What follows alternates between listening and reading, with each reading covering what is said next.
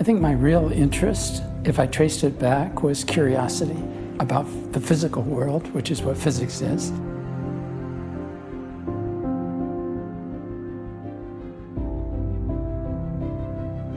One might imagine, at least, that one's talking about nature when one's talking about the character of physical laws. But I don't want to talk about nature, but rather how we stand relative to nature now. I want to tell you what we think we know, and what there is to guess, and how one goes about guessing. This is the piece of the equation which describes how the Higgs field acquires its value.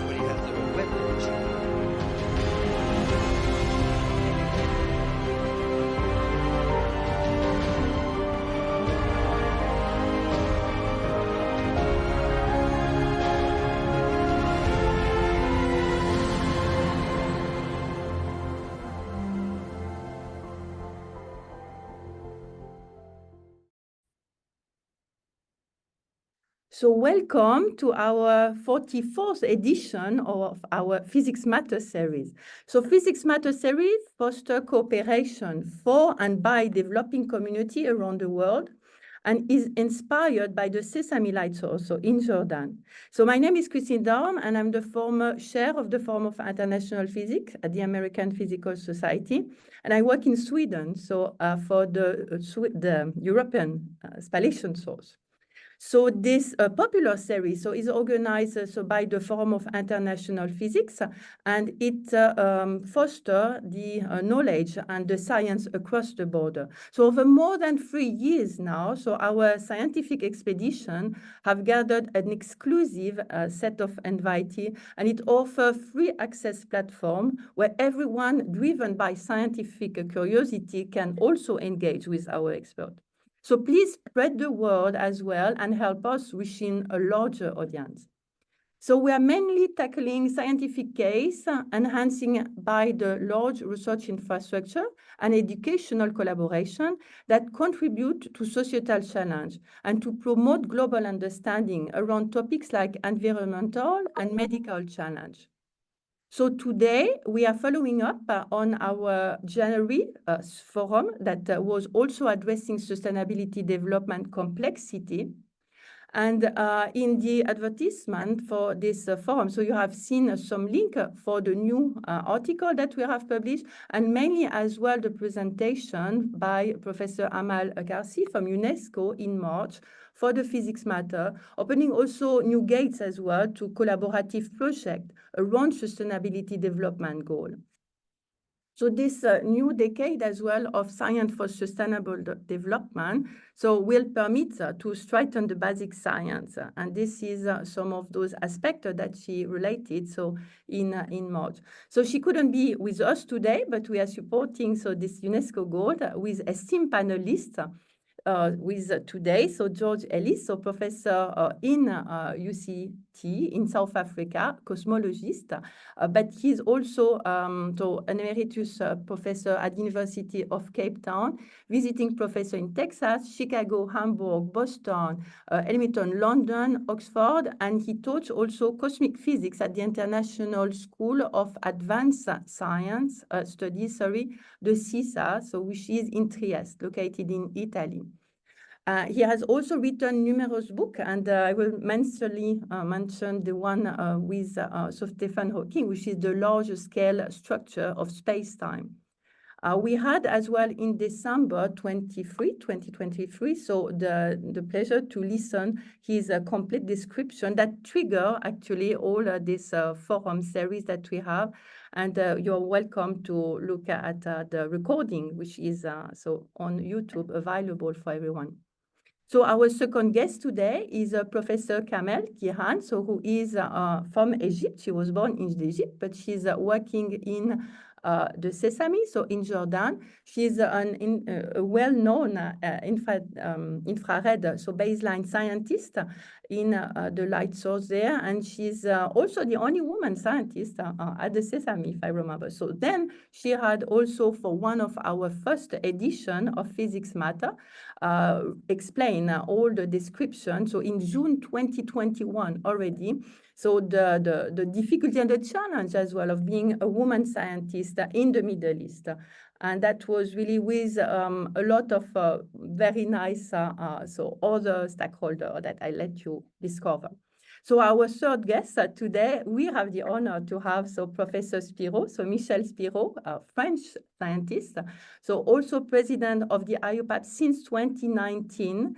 And the IUPAP is really one of the organization that I think is very, very, having the same mission than the Forum of International Physics. So I really greatly appreciate that you could be with us today. So you have been also the chair for the steering committee of the International Year of Basic Science for Sustainable Development. So with also being the former director of the IN2P3, so at CNRS, so in France, and the leader of the DAPNIA at CA, so in Paris as well.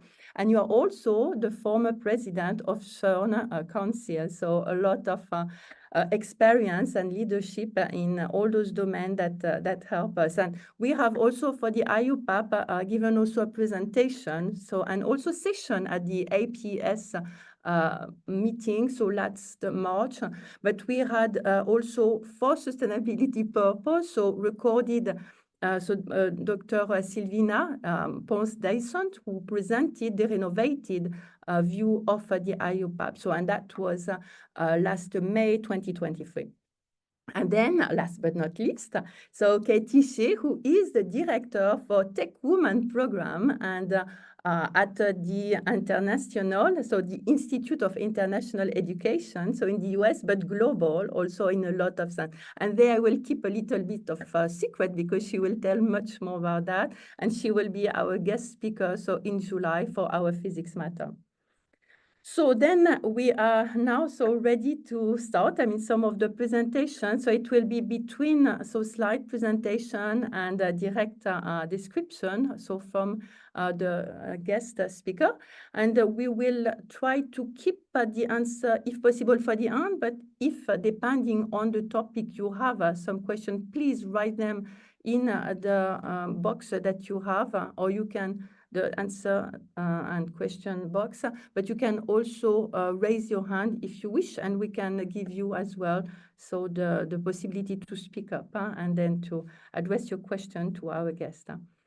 So then, without further ado, we'll start by our first guest with George Ellis, Professor Ellis from South Africa, who will describe a bit more, because indeed every aspect that has been presented since December was looking at the complexity. So it's a complex word, as we can imagine, but the support for those sustainable development goals. So from your experience as well and the presentation that you gave, there is an urgent support for that. So can you provide some advice to the early career scientists, because they are the future generation that could develop and foster the cross-disciplinary research collaboration? And I think this is what was really interesting in your aspect, how policymaker and what can really bring this possibility, addressing as well this aspect of geographical, so the global south, global north. So if you have some advice, and which challenge would you tackle first?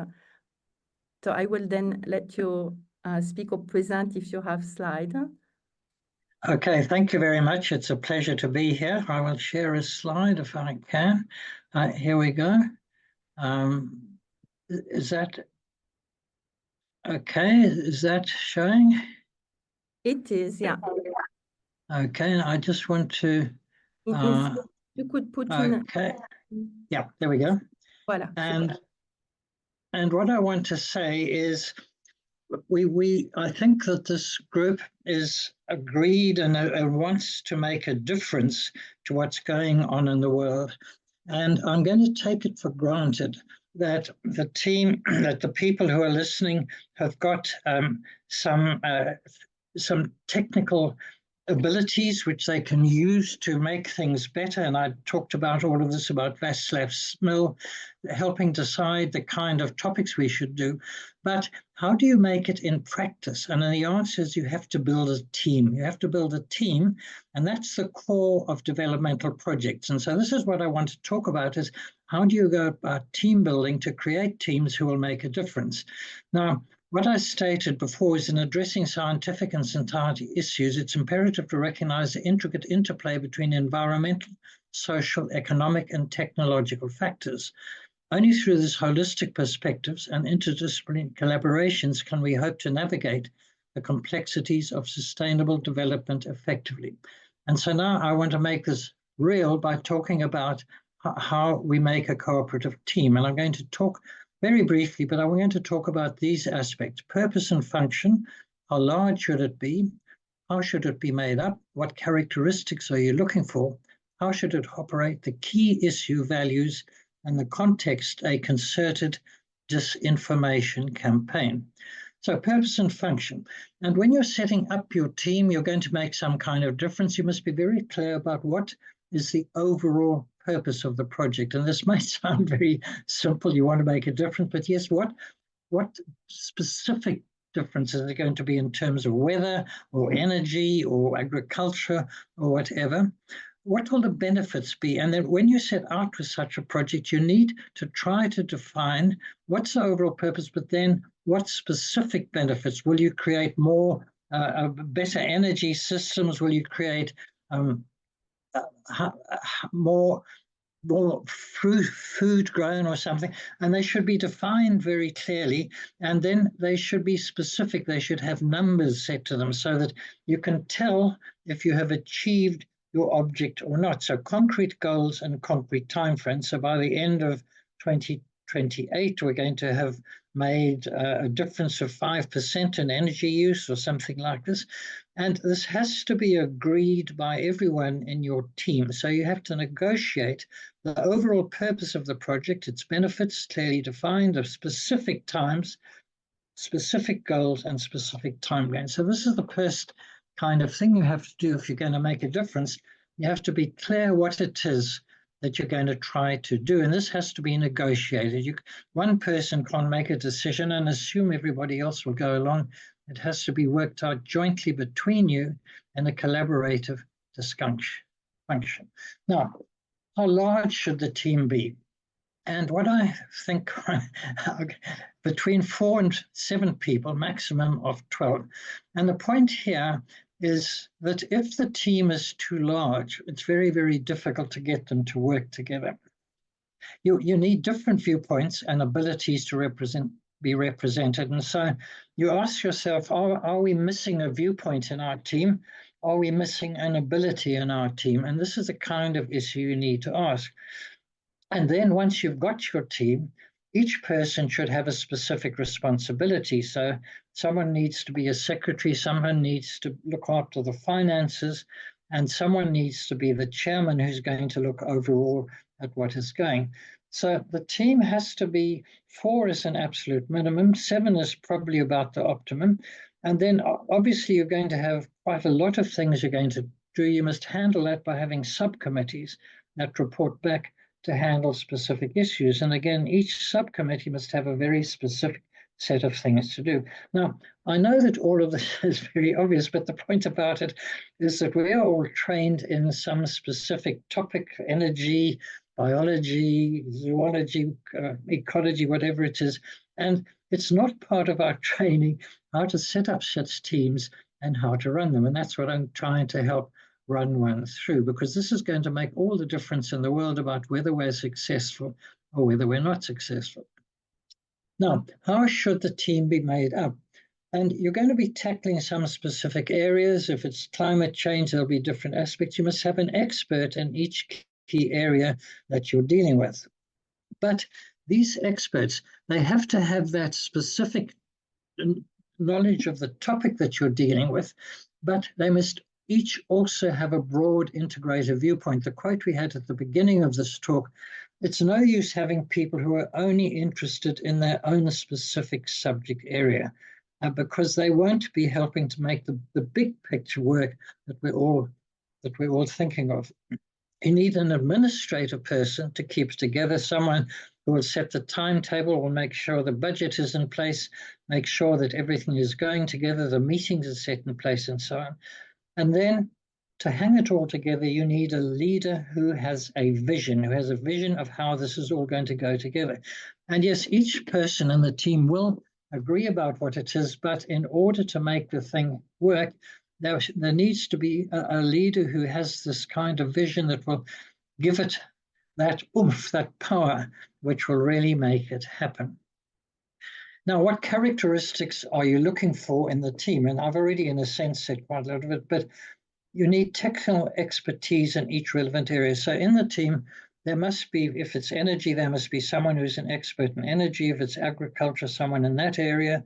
If it's climate change, someone at that area. You must have technical expertise in the relevant area. Each member of the team must have technical expertise, and they must look and see that all the relevant technical expertise are covered.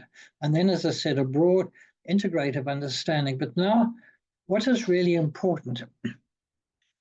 The team members must be cooperative and constructive, and you can get people who have all of what I've said before, but they are not the cooperative kind of people that you need to make a thing go.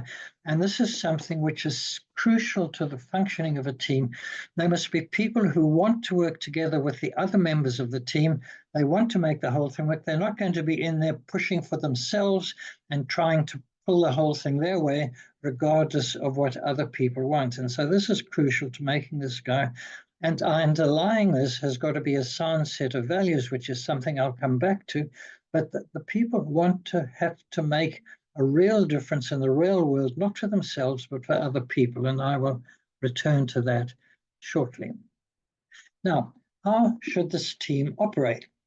It must have agreed tasks and agreed deadlines. And in a sense, I've already started to kind of mention that, but at your meetings, you must say, yes, we're going to do these tasks before that time, that deadline, and they must be realistic deadlines, but the whole thing must be planned in a way which will actually be aimed at making real things happen. Now, crucial is keeping track of resources, that you'll be needing resources for what you're doing of all sorts of kinds, depending what kind of project you're doing, and keeping track of resources, how much resources you're going to need, when will they be available, who's going to be in control of them, and are they properly used? That's a key part of keeping track of it, of what's going on.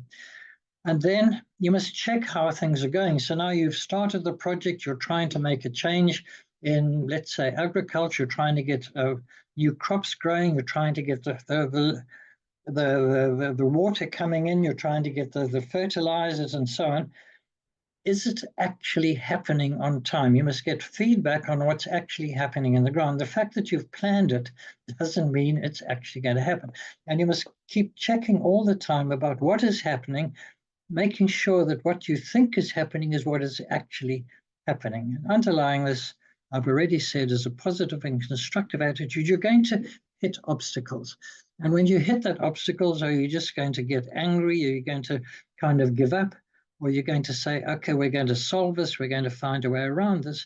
And so this is all very important in the way that you're going to do this. And as I've said right at the start of this, we're all imagining that we're people who have these technical expertise, where we have the desire to make it work, but we've actually got to think about how we are going to make it work in a practical, operational sense. So the key issues is competency and values. And the value issue is, are the people in the team, for each of them, am I working for myself or am I working for the common good? And this is, you can get deceived for a short while by some people, but this is the core of the thing working. So is the focus on how clever I am? Look at what I'm doing. Or is it on what good we can achieve? And there are people who focus on themselves. The message is, look at me, look at how clever I am, or the message is, look at what we have done together. And this is the crucial kind of issue. But the bigger issue is out there in the larger world. Are we trying to make ourselves rich? Are we trying to provide food for other people? Are we trying to help create peace? Whatever it is, there's the bigger issue of our values. And of course, there's a huge thing going on in the world at the present time of a very dominant set of people trying to grab all the resources for themselves, trying to not caring about what problems they cause for other people. And one must be very aware of the kind of values that you have, that your competitors have, and how you're going to handle this different values. And I just want to say something. One can say, look, we've all sorts of different kind of people. We're from different countries, where some are male, some are female, and doesn't this make problems? And it is my experience that if you put together a team and you're all focusing on solving these problems, it doesn't matter who you are, it doesn't matter where you come from, it doesn't matter what your age, your color, your religion, or anything else is. I think people of all kinds can work together. If this is the case, if it is the case that we're all working to solve together a problem, and that's our focus, and it's my experience that in that case, all of those differences between different people, different races, different sexes, different ages, they just fade away, and one can work together for the common good. And the final thing I want to say is the context. And this is where I move to the second kind of thing. I don't think there's such a huge difference between the North and the South, although there is, because there are a lot of people up in the North who are trying to grab all of the resources for themselves, and they don't care what damage they cause when they do that. And that does happen, but I think the really important thing that's taking place and supporting that is a concerted disinformation campaign globally. And what is key is fighting the torrent of misinformation that's now taking place and enabled by social media. And by the way, social misinformation is spread deliberately as a policy on social media. Sometimes it's due to ignorance, people who don't understand about climate change. They don't understand that if there is climate change, things will get hotter somewhere, colder somewhere, wetter somewhere, drier somewhere. Some of it's due to ignorance. Some people aren't able to understand the way that evidence leads to an understanding what's going on. But much of this is purposeful and carefully related to global politics and the authoritarian drive by global corporations to maximize profits, whatever the cost to others and whatever the cost to the environment. And this is supported by ruthless politicians and corrupt judges in various countries across the world. So I think in putting this all together, it's no use thinking, here we are, we've got very good purposes, we're doing the best we can for humanity, and therefore everybody will appreciate what we're doing. You will come across, and you must be aware you are going to come across people who are going to try to undermine you because their personal interests are in danger if you succeed in making the common good work. And so be prepared for personal attacks, questioning your motives, and distorting the facts. And that's what I wanted to share with you, and I hope that that is useful. Extremely useful, I would say. Like in 10 minutes, you have like describe a full book for project management and really to inspire the people to keep trying as well. So this is so important. Thank you so much. I think the important thing is we're taught to be scientists, but we're not taught to be project managers. Well, but in one sense, this was project management as well. When you look at the way you show the value as well that we need to have. So we need to think in the excellence, and somehow this is exactly the 4 core value for DSS, which is the excellence, the collaboration, the transparency, and the sustainability. And I really feel that the key words that you had presented there, it could be a checklist looking at how we have to lead the project. So I call it project management in the sense of a scientific successful stories that could really give possibility for project to be, technical project to be, any development that people would have for sustainable goal for sure. But this is, I think, some kind of resonance that we all have to apply in life. So sorry if I use this word, for looking at the project management, but I feel that there is this thing that we need to organize and to still enhance in our everyday life. So thanks a lot. In any case, so we will have, so then Professor Kamel Guillan. So looking at the case of the sesame, if we look at the aspect of development there, so with aspect of peace, but as well all those sustainable goals that you have yourself, so the possibility to enhance. Do you think then that there is a possibility to discuss whether the different projects that you have been involved with, or some of the idea also by being supporting also the African Light Source initiative? So you have been doing a lot of development in that sense. So yes, we would like to hear more about your development there.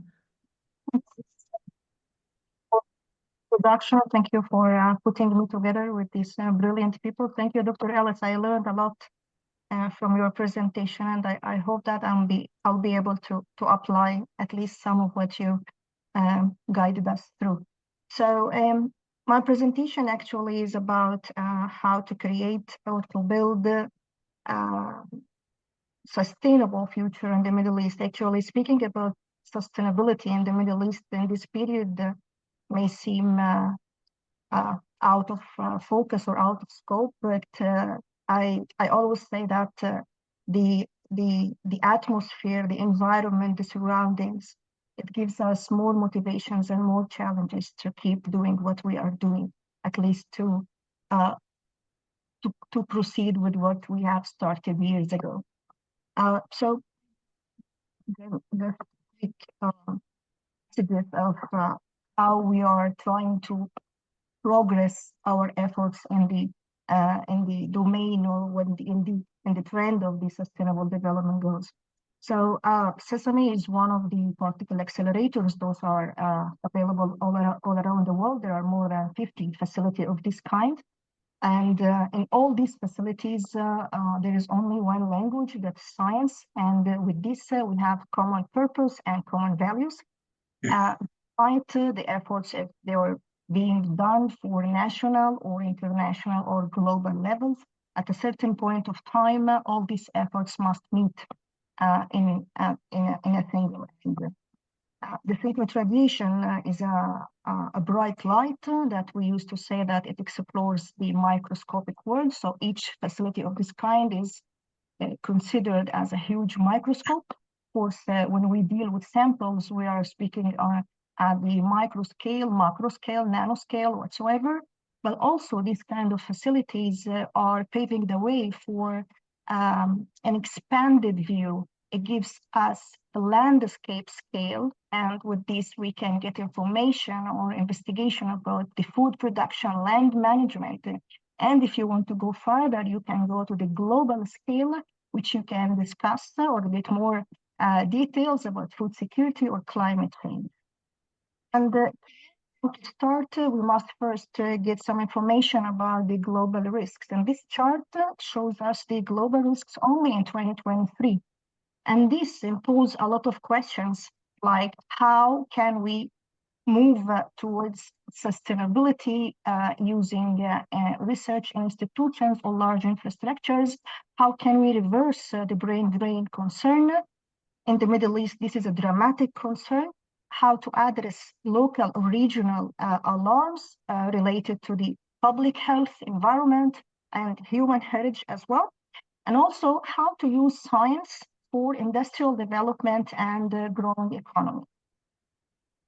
Some people think that regionally shared problems can best or can be only solved through cross-border collaborations. And they think also that the similarities of the cultures and experience coupled with language and history can make collaboration quite obvious strategy. But sometimes this is not enough. Because if you have a facility in the Middle East, then you have a lot to consider. Sesame stands for Synchrotron Light for experimental science and applications in the Middle East. It's the only and the first particle accelerator in the Middle East and neighboring regions. And it's an intergovernmental organization at the service of its members. The current members are 8 so far, without alphabetical order because it's complicated for me now. They are Jordan, Egypt, Turkey, Cyprus, Pakistan, Palestine, Israel, and Iran. And it's quite obvious why Sesame is considered a model of science diplomacy in the region following CERN in Europe. Sesame also has observers. Those are listed here in this slide. And we always say that without the international support, the international cooperation that we were strengthened with and we were packed with, we wouldn't move a step forward. We started with these boxes on this ship that you see in the middle of the photo in the middle. That was like Sesame in 2002 with these components having the dismantled BC-1 machine leaving from Germany to Jordan. However, this was not enough, and an extensive upgrade has been done to bring Sesame to being a third-generation light source of the region. Our user community is growing day by day, despite all the conflicts, despite all the instability in the region. And the user base is not only for the Sesame members, not only for the Sesame observers, those already have their own facilities. We also have our users from non-members, non-observers, from Latin America, from Africa as well. Sesame was inaugurated in 2017, and it became the first associate of LEAPS in 2018. LEAPS is the League of European Accelerator-Based Photon Sources. During 2019, Sesame became the world's first and only, so far, large accelerator complex that is fully powered by renewable energy with a generous support from the EU. With this, Sesame became the first carbon-neutral accelerator laboratory, and it makes Sesame economically as well as environmentally sustainable. And with this, Sesame also signed the United Nations Climate Neutral Pledge. This is the layout of Sesame facility. We have 3 operational beam lines, those we started with for X-ray fluorescence, X-ray absorption fine structure beam line, infrared microscopy beam line, as well as material science for X-ray powder diffraction. So we have examples of collaborations bringing 2 new beam lines to our portfolio of our beam lines. Those are BEATS, which stands for Beam Line for Tomography at Sesame. It's a brilliant example of collaboration of 9 partners, as well as HESEP, that stands for Helmholtz Sesame Beam Line. And again, it's an excellent collaboration between Germany and Sesame with a branch of HESEP that's called TechSpace, and it's under construction, and it's the first initiative of one of the Sesame members themselves, which is Turkey, to have its own beam line, and this beam line is called TechSpace. It's Turkish X-ray photon emission spectroscopy beam line. When we come to see if we are moving towards, or if we're trying to catch the race of the Sustainable Development Goals in the Middle East, I just come to my mind how we can do this, and I just thought of some of these examples, those we can say that we can have an impact for peace, justice. Yes, we are a model of peace in the Middle East, in the Middle East, partnerships also towards these goals. I think we are also doing something like that, and our research is also focusing on clean water, on industry, on health, and we are trying as much as possible to move towards, for example, the gender equality goal. And the International Science Council also, I think it was not enough to go always with the generic SDGs. So they issued a call for proposal, I think that was last May, on collective projection of science missions, and they call it Science Missions for Sustainability. And the goal is to realize also the United Nations SDGs. And with this, they were encouraging the science funders to step out of the business as usual approach and to go beyond the traditional science models. With this, they're also encouraging to execute innovative strategies of collaborative actions on all levels. And with this, they're strongly supporting transdisciplinary and inclusive mission, which again, these kind of large infrastructures are a good position or a good player into this game. I'll just put some examples on how these facilities can help towards the SDGs. there is this SNI portal, and with this you can get a lot of examples on how the research with synchrotron radiation, with neutrons and ion beams at large facilities can help with materials, with biological systems, with batteries, with industry. And just also here you can see that some of the examples that we are all speaking about when we speak about the sustainable development goals, something like the photovoltaics, batteries, which is a trend of research that's becoming stronger day by day in all synchrotron facilities. Hydrogen storage as well. Climate change is a strong pillar of.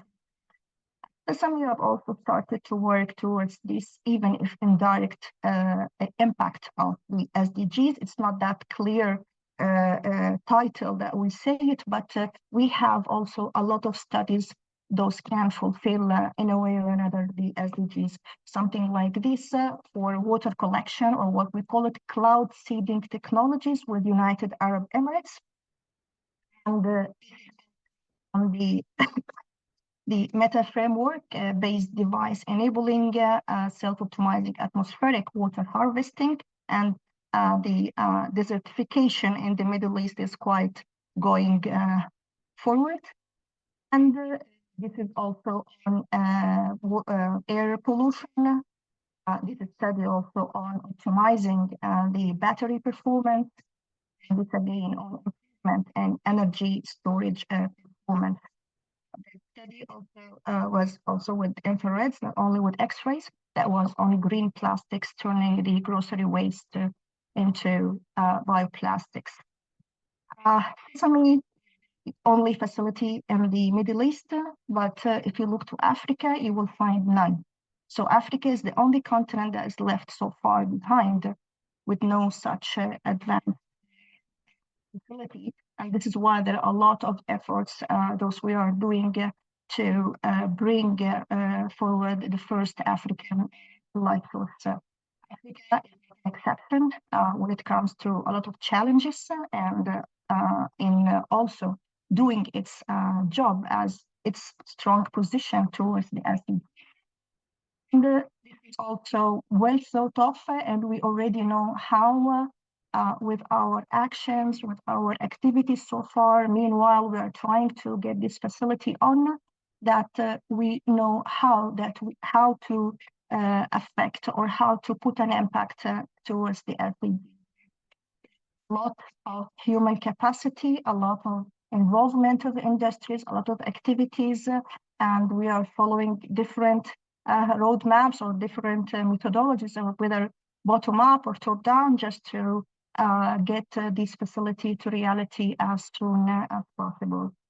I end with this because, as I said, we are in a continuously boiling region. There is no horizon for stability so far.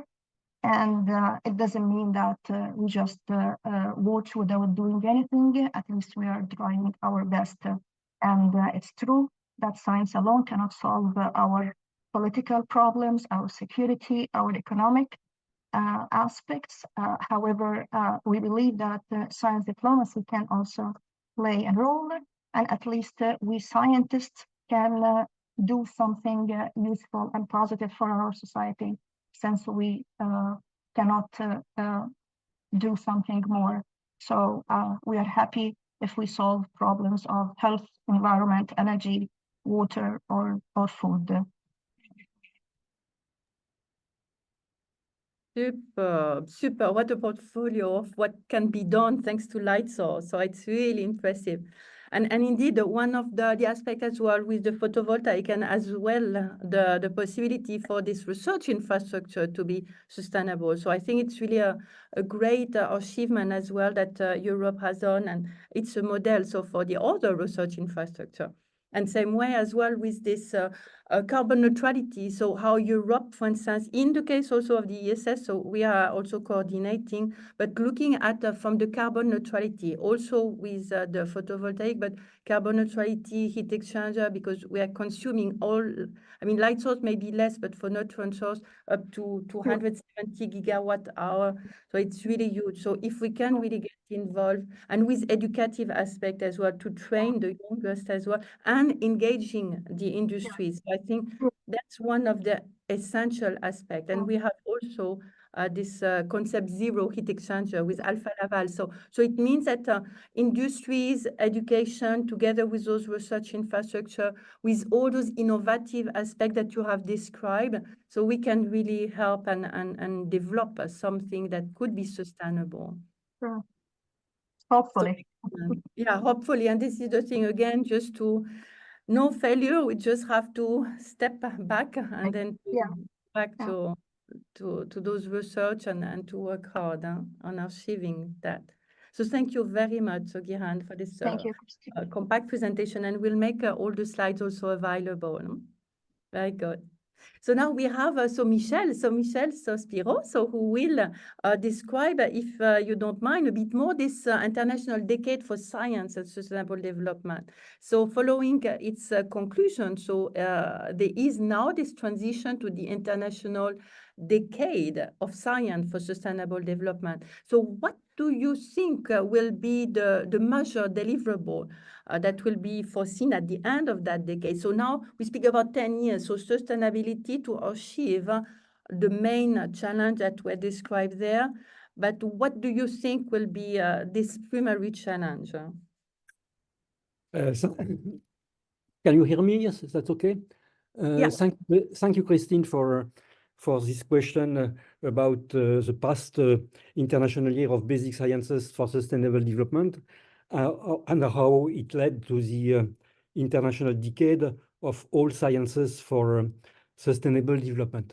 First, before saying a few words on that, I want to thank Gian for the note of hope, that you brought with your presentation in these difficult times. This was very impressive and quite exciting. And thank you, George, also for the wisdom you brought with your recommendations. So I will not have a PowerPoint presentation, but I will just say a few words. So International Year of Basic Sciences for Sustainable Development 2022-2023. So as you know, basic sciences are curiosity-driven. They construct, they feed the pool of knowledge that future generations will use to face their problems. In some sense, this is sustainable by definition. It is contrary to what we do with our resources on the planet. Knowledge we enrich, each generation is enriching knowledge for the future generation. So this was the rationale behind the International Year of Basic Sciences for Sustainable Development. However, it appeared during the International Year that although essential, basic sciences are not enough to achieve a sustainable development. We need to embark all sciences, so basic and applied, natural and social, and also humanities, art and culture. We need to embark all knowledge, and this is there is some resistance from the scientists, but we need to embark all knowledge in the society, including traditional knowledge and indigenous knowledge. Because we have to transform the society, and this cannot be done alone. We have to do that together. So this was the rationale for the International Decade of All Sciences and All Knowledge for Sustainable Development, 2024-2033, promoting what Gian mentioned, promoting transdisciplinary science for sustainable development. So transdisciplinary science, it's a new mode of research. Instead of doing research in silos, in an ivory tower, we have to integrate both academic researchers from unrelated disciplines, including natural sciences and humanities, and we have to integrate non-academic participants, representatives of citizens, representatives of private and public sectors. In brief, all stakeholders with a positive and constructive attitude. This is what we call co-construction. Very different from what we are used to do. And we have to develop this new type of science to achieve a common goal, which is sustainability. And this is the change that we are promoting with the International Decade, and that ISC, as it was mentioned by Gillian, is promoting. So this involves the creation of a new knowledge and new theory co-constructed. So our dream is that at the end of the decade, you mentioned in the question what we expect at the end of the decade. So we have set up what we call the Earth Humanity Coalition, IUPAP, and the Club of Rome. For those who don't remember the Club of Rome, which was transdisciplinary by nature. It was a collaboration of scientists of all disciplines, including social, including economics, including representatives of the society, of the private, and of the political sector. They were the first 50 years ago to alert us that we are going in a dead way with the development that we are pursuing. They were alerting us already that we have big challenge in front of us with the future of our planet. So this was already a transdisciplinary hub at this time, at the global level. So our dream is that at the end of the decade, we have thousands of transdisciplinary research hubs, so co-construction hubs, sustainability-oriented at all scales. We should have them in villages, in provinces, in countries, in group of countries, and globally speaking. Presently, sustainability sciences are very fragmented thematically. So you saw the 17 sustainable goals, and they are all interconnected. They are fragmented geographically, and they are fragmented from the point of view of the organization. So we would like them to first to make an atlas to stimulate thousands of sustainability hubs, and we would like them to operate in a collaborative, inclusive, and open manner, like this was the case with the worldwide LHC Large Hadron Collider GLID, which was orchestrated by CERN for the discovery and the study of the Higgs boson. So we would like these hubs to be operated in like an orchestra, becoming the web of sciences for sustainability. So this is our goal for the Earth Humanity Coalition. Excellent. So that's really ambitious and challenging, but this is exactly what should raise the bar if we want to have a sustainable future in one sense. So thanks a lot for those good aspects, which will take all the recommendation as well of George into account in order to be able to be feasible. And education also is one of the key points in all of that. So this is why we have invited Katie with us. And next month you will know a bit more, much more, sorry. But now we can have an idea on what do you think, looking at the sustainability and all the different engagement, because your program is fostering also global business, technology, and education. So through mentoring women in STEAM. And I will put as well in the chat one presentation which was from last time. So our speaker who was Barbara Bryan, who was giving also some kind of feedback where I heard a lot about difficulty for students, how to stimulate as well, so the interest. So can you give us an idea from your program how this is going to be possible? Oh, absolutely. And let me pull my slides up. I'm very honored to be here with all of you. Thank you so much for inviting me. Let me just get these up and make it look pretty. There we go. Can everybody see my slides okay? They look good? Okay, wonderful. So thank you all again for having me. My name is Katie Z. I direct the Tech Women program. As I told my colleagues as we were getting set up, I feel very honored to be with all of you and a little bit out of my depth. I am based out of California in Silicon Valley. And as we say here in Silicon Valley, I am not in tech or STEM, but I am STEM adjacent. So I actually come from the international exchange world. That's where my career has been based.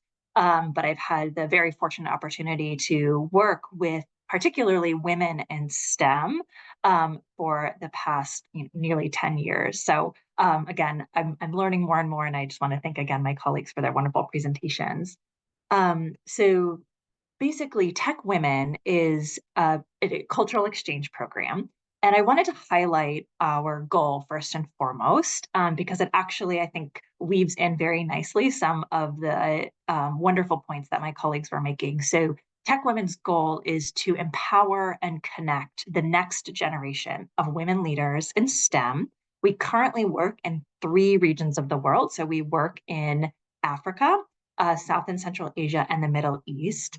Very exciting, though, in about 1 year's time, we will welcome our first program countries from the Europe region. So we are continuing a global reach.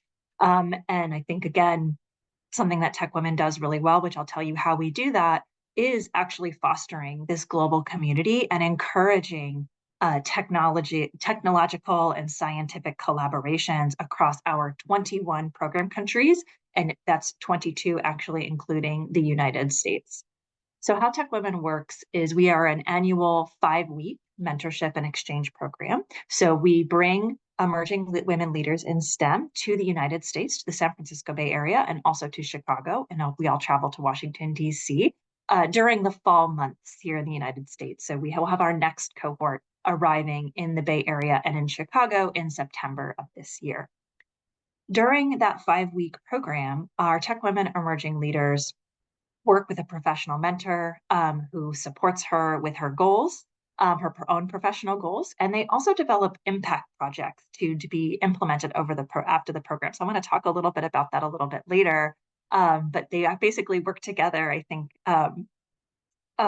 Dr. Ellis mentioned, formulating a team to do something amazing for your community. So through this impact project, we actually ask the individuals from a particular country. We have about 5 women per country who come. We ask them to work together to develop a project that will positively impact their community.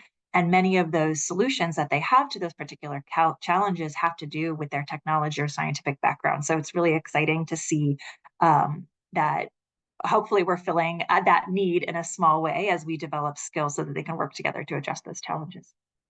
In addition, we also take delegation trips as part of our program cycle. So we actually visit 2 of our program countries during the spring months in the United States. So that's about February, March, and April. And we work with women and girls who are interested in STEM careers or engaging in STEM, trying to expand our reach. And lastly, before I kind of get into a few more details, I want to highlight that the Tech Women program is managed by the Institute of International Education, IIE, but we actually do so on behalf of the U.S. government. So we are fully funded and sponsored by the U.S. Department of State's Bureau of Educational and Cultural Affairs. And I want to highlight this because at its heart, even though we are a program for women in STEM, we really focus on the people-to-people diplomacy, that cultural diplomacy side. And so Dr. Spiro, I was very excited to hear you talk about needing to engage kind of these cultural, traditional, indigenous pools of knowledge. And so we really are working to kind of bring those pieces together. So in terms of the network that we have over 1,100 program alumni from 22 countries. I've listed them here. I think I know, Dr. Kamel, we have both Jordan and Egypt. I would love to chat to you about your networks there. Dr. Ellis from South Africa, and a number of other countries there. We also have 1,200 volunteer mentors who represent 195 different companies in the San Francisco Bay Area, Chicago, and even beyond. So again, we are engaging a pretty great network of women in STEM of nearly 2,500 individuals who really have that goal of collaborating and forming that network of support that's really necessary. So I kind of next thing I wanted to talk about is, as I kind of zoom back in for the Tech Women Network, is just give a couple examples of the work that our alumni are doing. And while I didn't explicitly tie these to individual sustainable development goals, I think everyone will understand and make those connections on their own. So first, I wanted to talk a little bit about work in Cameroon. So we actually had a delegation trip to Cameroon back in February. So I was recently there. And one of the things that we did there was we met with a group of about 20 to 25 young environmental and waste management professionals. And we brought them together to do a workshop on design thinking and really just encourage them to think about the challenges that they were facing in their communities. This happened to be in Yaoundé, but these individuals, these young people, came from surrounding areas in Cameroon as well.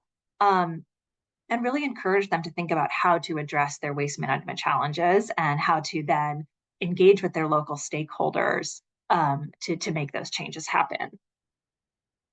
Next, I wanted to talk about one of our alumni in Pakistan.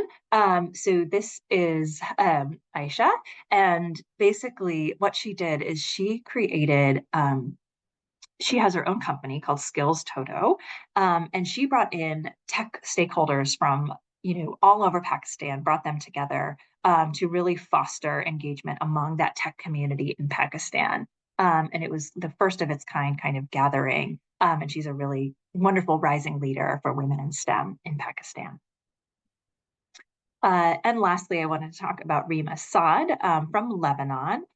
She has an initiative called Rise 2030, which focuses on empowering women and youth in building educational opportunities and employment opportunities. And they recently launched their first all-women's solar team to lead a complete installation project. So they're doing really exciting work in Lebanon, again, really empowering those women in STEM, encouraging them to take that leadership.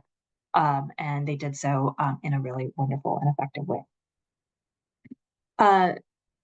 As Christine mentioned, I'll be talking much more about our alumni and the work that they're doing next July. But for those of you that might be interested in learning more about Tech Women and about the work that we're doing, we actually have an impact map on our website where you can actually click by country, and that will pull up the incredible work that all of our alumni are doing. And I really encourage you to go check that out. If you see a project or an alumna who's doing incredible work that you're curious about, please do reach out to us. Our website, our email address is up here, techwomen@iie.org. We'd love to make those connections if it's something that you want to either learn more about or talk about a collaboration. All of our alumni are really eager to expand those networks. And I would also let you encourage, if you have either employment opportunities or grant opportunities that you're looking for incredible women in STEM, let us know that as well. We'd be happy to advertise within our community. And again, I'll be talking much more about this at the APS Forum on July 18th. So with that, I will stop. Very, very brief, but again, thank you all so much for letting me be here today. That was perfect. So exciting. So looking very forward for more knowledge as well shared. So in July. So indeed, mentoring, this is perfect. So education is really essential. And I've put also in the meantime in the chat as well, other link where we are trying as well to see with our own network and community how we can engage, and communication. So breaking all those segmentation that exist. Yeah. So I think this is exactly from what Michelle and George had underlined, and what Giran has proven that it can be possible. So where we need really to focus. So getting a possible global network. Yeah, very nice.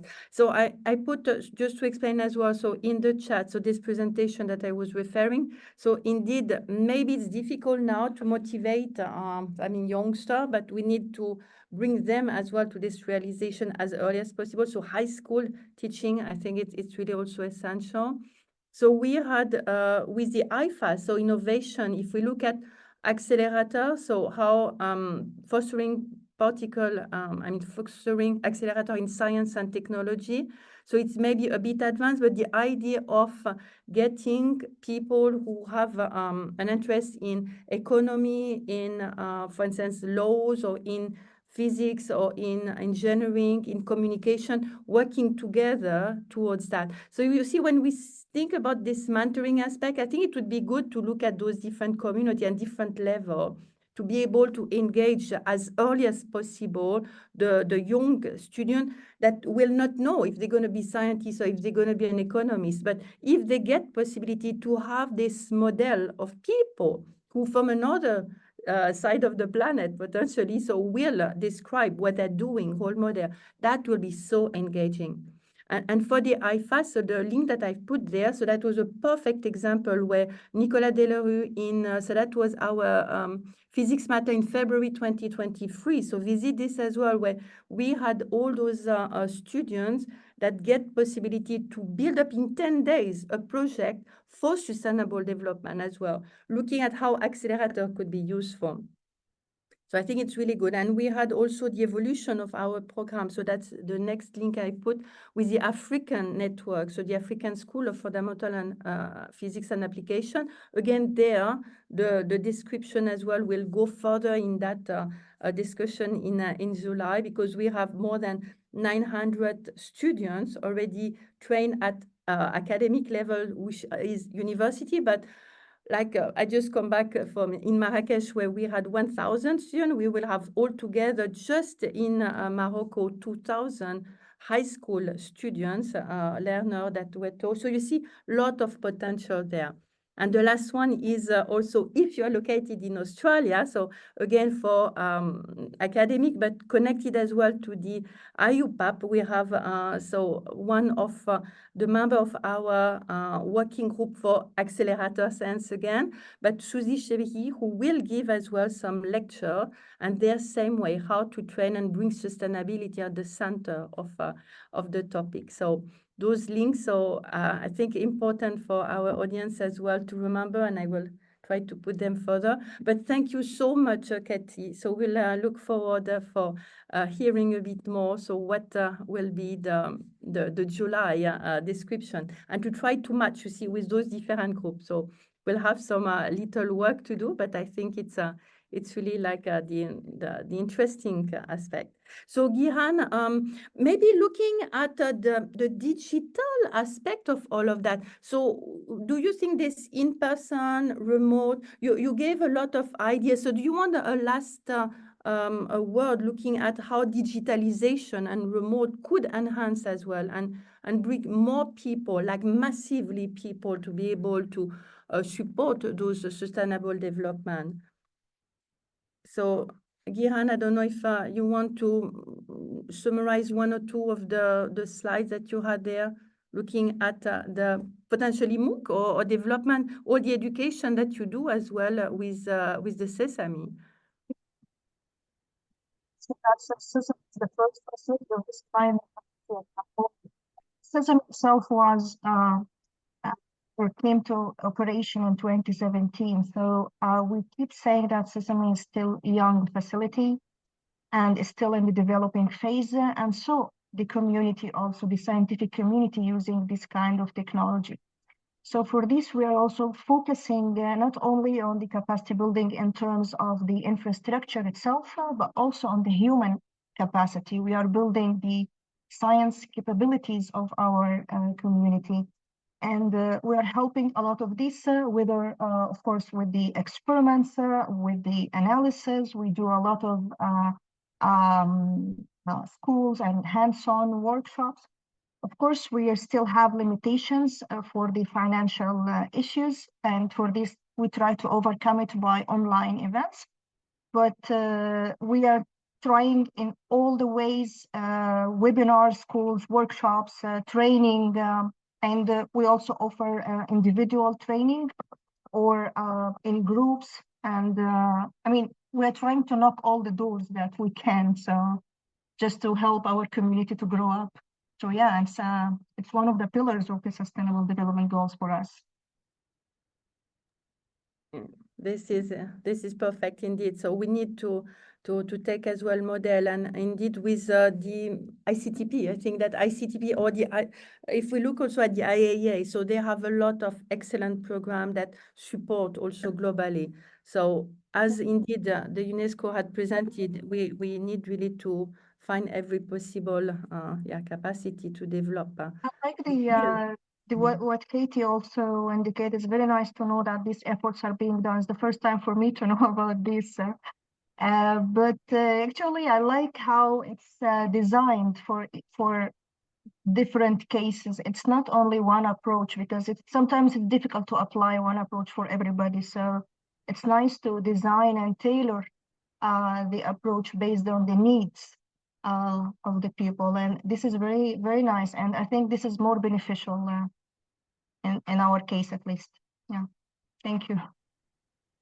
So this is really why those such type of platforms can help. And I know that with UNESCO, so it was really, really good also when Amal Kassir had her presentation, where we gather and have possibility to know more about what is happening. So thanks a lot. And indeed, Sesame being a model for enhancing. But as Michelle was mentioning, CERN being also one of the model for this collaborative approach.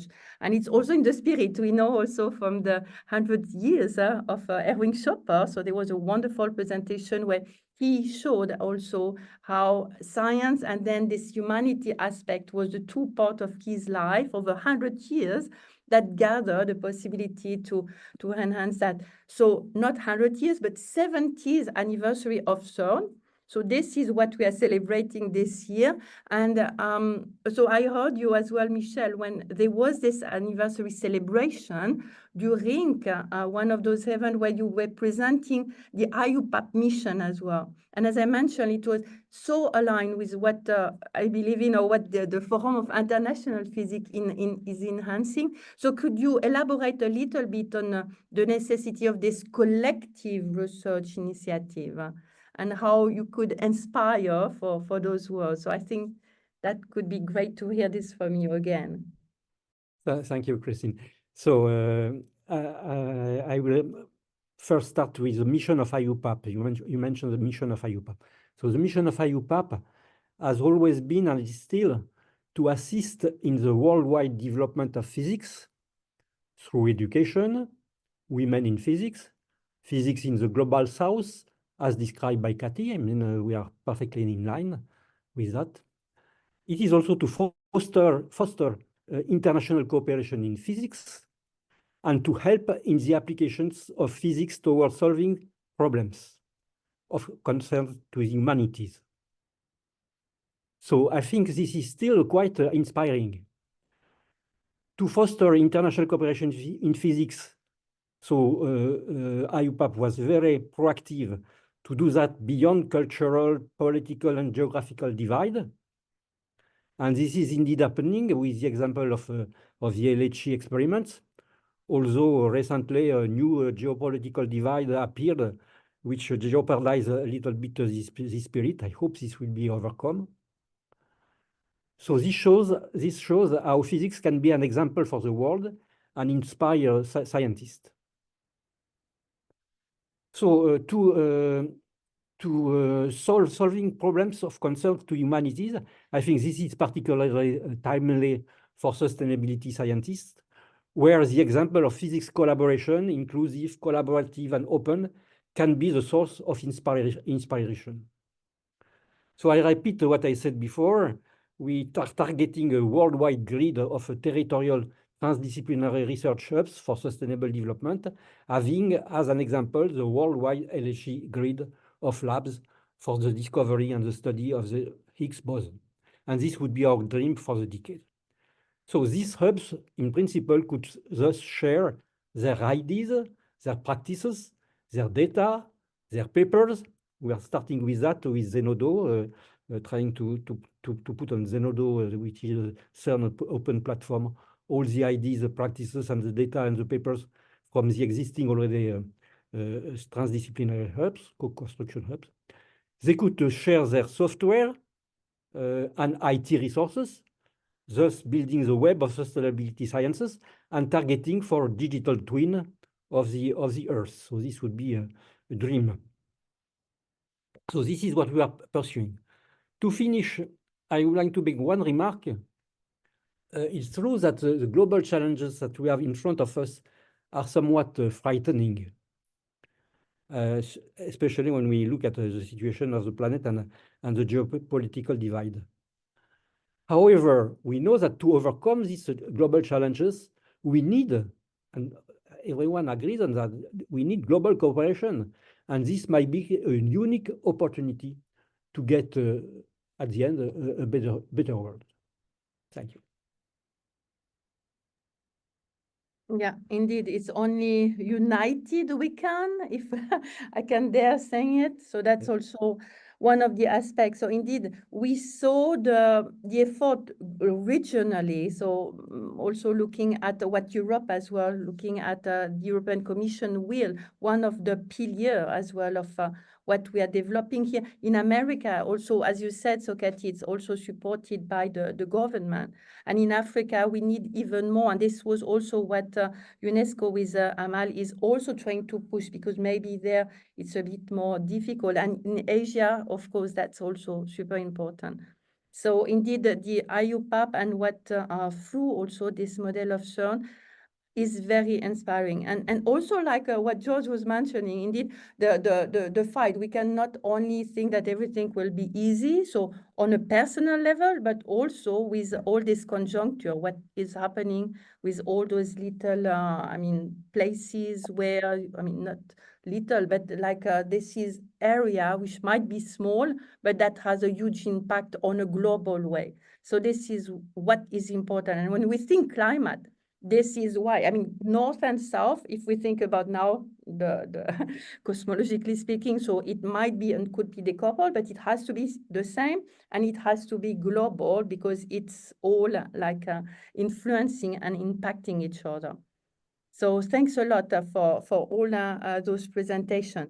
So we will, this is perfect. Also, we will try to address some of the questions by the audience now. So thank you very much for this word for the end, Michelle. It was really inspiring. So from the audience, indeed, so Sanja, so Damjanovic, so you had raised some question, and I think, and I like to come back to this idea on how, I mean, I would still use managing things, also, because this is so important, this science management. But on the technical part, this is exactly what I also believe in. So how can we enhance, how can we convince as well the politician as well to commit for that? So her question is, so strong science management, so committed to challenge-based decision, has been key to boosting the progress. So do you think that we face weakness in this approach today?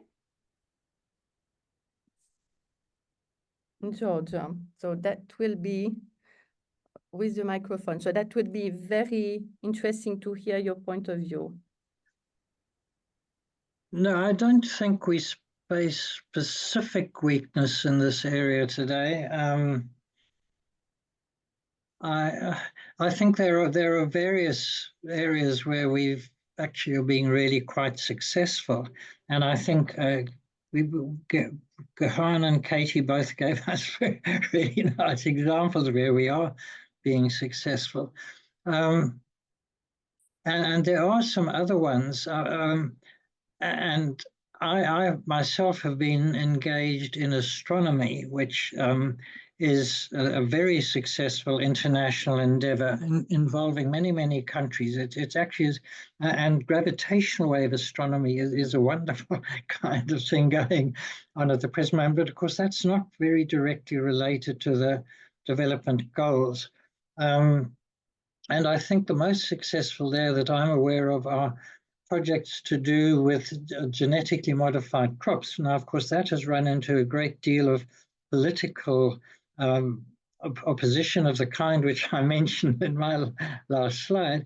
And I think one has a difficult thing to, I think I just read that some CRISPR crops have just been destroyed in some country. I can't remember which country that was. And I think we have a public relations problem in relation to such issues, such as genetically modified crops. And of course, crops have been modified genetically ever since the beginning of agriculture. That's where agriculture comes from. And so I think some of our biggest problems there are on that public relations front. And as I say, specifically an example is I believe just a day or two ago, some genetically modified crops using the new CRISPR technology, which is absolutely transformational, have been destroyed recently. So I think this is one of our biggest challenges. Yeah, indeed. So really Really true. So it would be good. But so, Michelle, I see that you added as well a comment looking at this science and society. And then it recalled me, of course, that we didn't mention when you introduced you this CERN and Society Foundation. So that could be also an interesting point, sponsoring. Sorry, I just want to raise one meta question. We had a very nice presentation by Gehan about the way her work relates to the Sustainable Development Goals. The meta question is, should the Sustainable Development Goals be rethought? And in fact, there is a request out at the moment to rethink the Sustainable Development Goals. And I'm part of a little project based in Hamburg, which is working precisely on that issue, and that's where some scientific analysis can be used very nicely, because the Sustainable Development Goals, as they are at the present, are rather a bit of a mess. They actually not very logically related to each other. And so the Meta project at the moment, which I think is a very valuable one, is rethinking the Sustainable Development Goals themselves. And I'm in a project which is looking at that.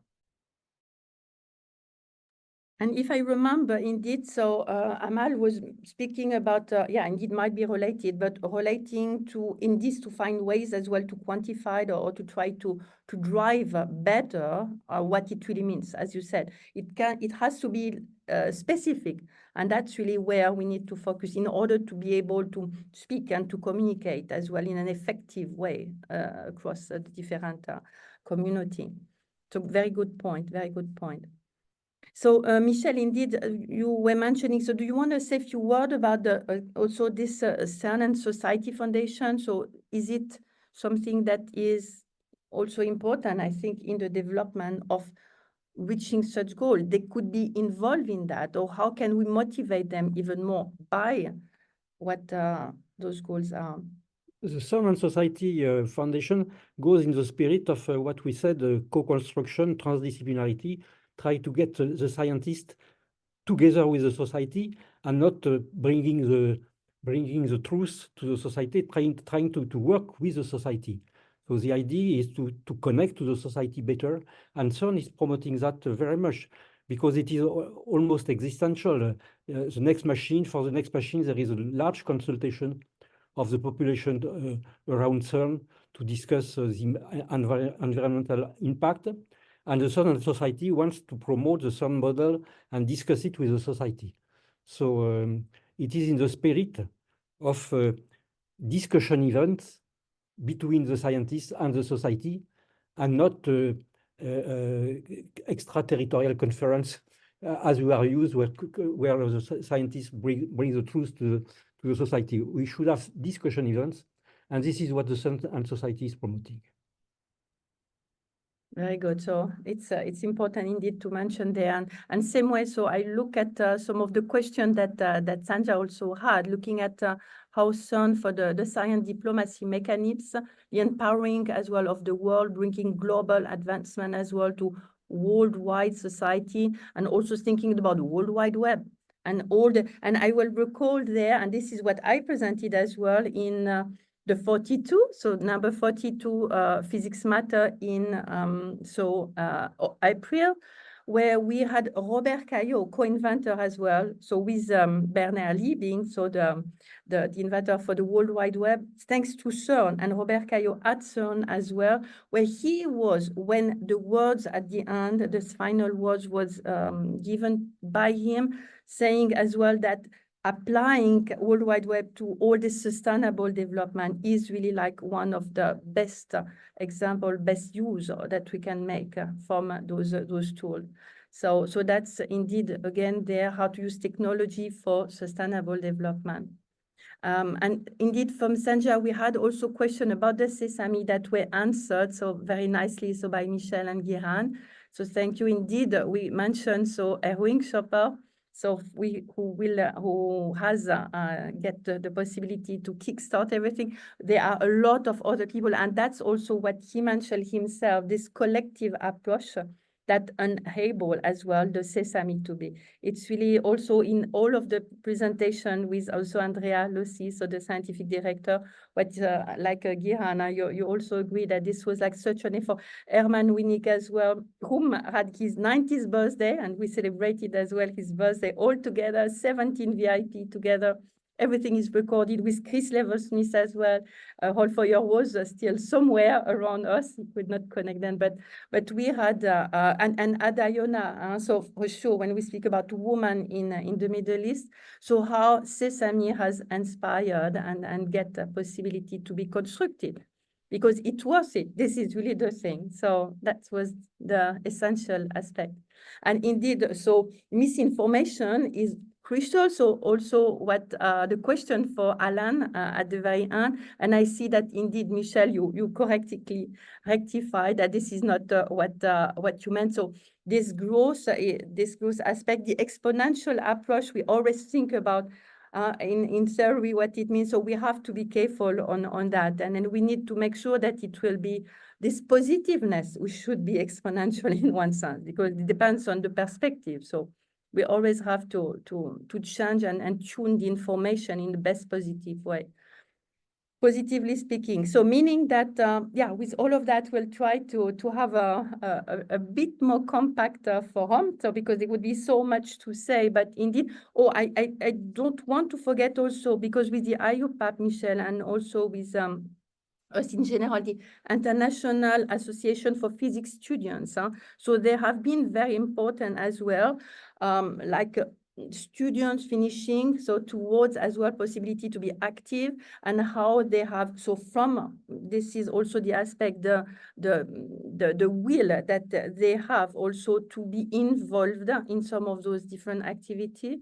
So we have also among us, so some of us that are engage in this, so IAPS, and I know that with the IUPAP, you have also them on board, so they are very important. And same way, like with you, Kathy, this is global, and there, this is also some of the mentors. So next week, next month, we'll get more possibility to develop on that. So yeah, so thank you very, very much for all those precious presentation and insight that you have shared with us. So we will then, let's see, in the, yeah, we have a few comments from Nigeria as well. So to speak about the different link also for the laboratory. So we will save what is in the chat, and we will address them separately. Indeed, as you mentioned, Michelle, so that would be interesting to understand, like dealing with battery science and technology. I know that in Congo, so Brazzaville, there are some development ongoing. So this catalyst, so what you were discussing as well, Giran, I think this could be some showcase that we could develop. And again, Africa there being a lot of the theoretical aspect, maybe more. There are a lot of course, support and experimentally speaking for all the astrophysics also. So a lot of engagement because of this, again, geographical privilege space. So we can tackle few topics like this that could be very interesting. So then with this last discussion, so I will just share the screen just to mention that next month, then the 25th of July, so we will come back to America, but in a global way, because thanks to Katie, we'll have the possibility to know more about tech women and how to harness the power of global women in STEAM. So that will be an important and interesting time when you can also understand how you can participate, how you can engage as well with the global ladies, but not only ladies. You know, I think it's important to understand what all together we can do. And I will also mention that for maybe, yeah, indeed, for false information, the QR that you have here is correct, but the information may have been sent in all your email with page of the APS that were not exactly up to date. because APS is updating a lot of their web page right now, so it's not perfect, but we will try to so improve that. I just put now this matching program that the APS as well is supporting, giving possibility for 4 years at least to be registering for free, coming from also the less developed country. So an important development that also APS is looking at with this global global network. So we will try to finish with those ideas in terms of global and go back to normal work in a sustainable way as well. So thanks all our speakers today. Looking forward to more development. We have already a lot of work to do with additional articles, so with UNESCO already, and all those ideas that we collect today with also with CERN and with IUPAP and with the IIE. So I think we have some plan. So thank you very much, and we'll then stop on those notes. So let's stay tuned. And why? Because physics matters. Thank you, Bye, Christine. everyone. Bye. Thank Thank you, very much. everyone. Thank you. Bye-bye.